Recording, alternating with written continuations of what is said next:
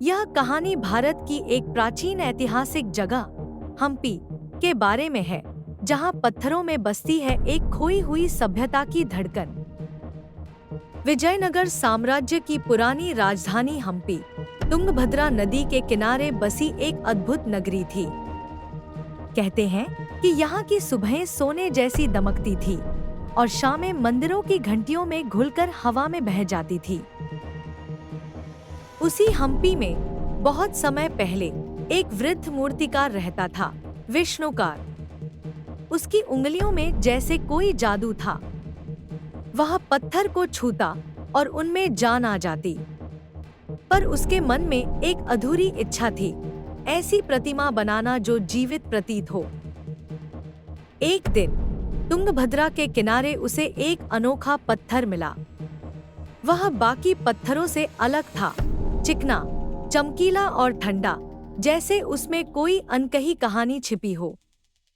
विष्णुकार उस पत्थर को अपने कार्यशाला में ले आया और उस पर काम शुरू कर दिया।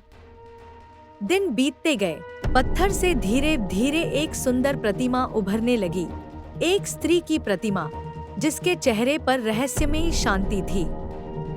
लोग कहते थे कि जब चांदनी उस प्रतिमा पर गिरती तो वह मुस्कुरा उठती। पर एक रात अचानक हम्पी पर आक्रमण हुआ।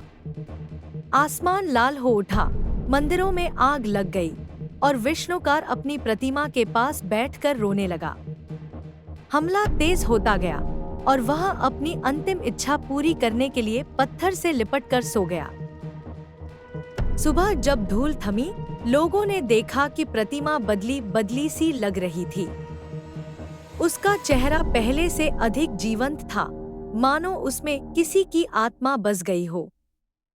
किसी ने विष्णुकार को नहीं पाया और तब से लोग कहते हैं कि वह प्रतिमा आज भी हम्पी के खंडहरों में खड़ी है और चांदनी रातों में उसकी आंखें चमक उठती हैं।